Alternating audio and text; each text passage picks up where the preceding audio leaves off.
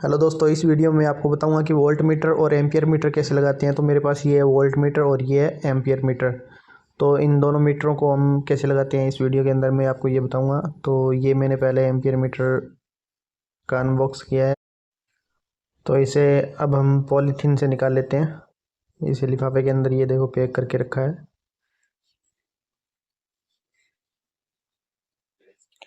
ये जो ampere metre है ये एसी और डीसी दोनों पे काम करता है। और ये इसके पीछे दो टर्मिनल दे रखे हैं, कॉपर के टर्मिनल होते हैं ये, इनके अंदर वायर लगते हैं। और ये है volt meter, jam super power company का है, सेम ही है, दोनों एक ही कंपनी के हैं।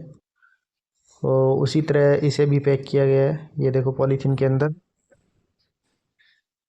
इसे भी हम पॉलीथीन से निकाल लेते हैं।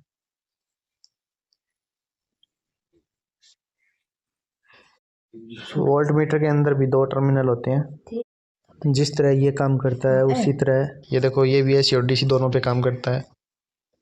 और ये जो है 600 वोल्टेज तक मेजरमेंट करता है, इसके अंदर दे रखा है ना 600 वोल्टेज। और ये जो एम्पियर मीटर है ये सिर्फ 60 एम्पियर तक लोड को मेजरमेंट करता है। ये देखो दे रखा है इसके अंदर 10 एम्पियर, 20, 30, 40, 50, 60। तो ये जो है 60 एम्पियर तक मेजरमेंट करता है। और इन दोनों मीटरों के अंदर ये देखो नीचे एक पेचकस लगाने वाला स्क्रू जैसा दे रखा है ना, इससे इस सुई को एडजस्ट कर सकते हैं हम। दोनों मीटरों के अंदर सेम ही होता है ये। तो अब इसे मैं बताऊंगा आपको पैनल के अंदर कैसे लगाते हैं।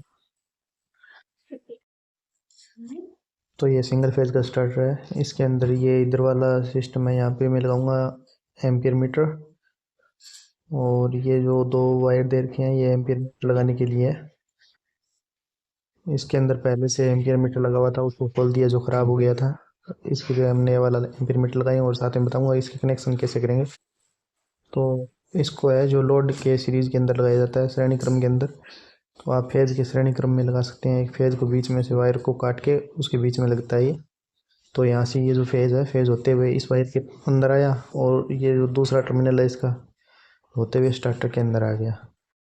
पहले आपको इसके नट खोलकर इसके अंदर जो वासर लगी है वो निकाल लेनी है। फिर इसके अंदर एक एक वासर डाल के ये जो दोनों वायर है वो वायर लगानी है इसके ऊपर।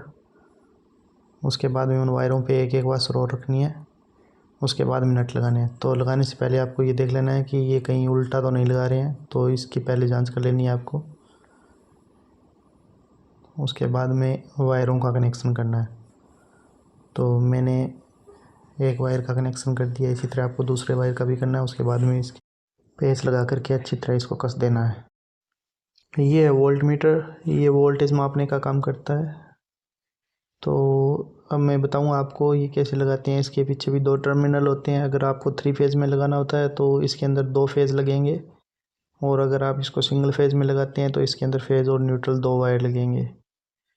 तो ये अगर सिंगल फेज़ में लगाते हैं तो 200 से लगभग 250 वोल्टेज के अंदर मेजरमेंट करेगा। अगर 3 फेज़ लगाते हैं इसके पीछे 2 फेज़ 3 फेज़ के अंदर लगाएंगे तो ये 440 या 450 वोल्टेज है वो मेजरमेंट करेगा।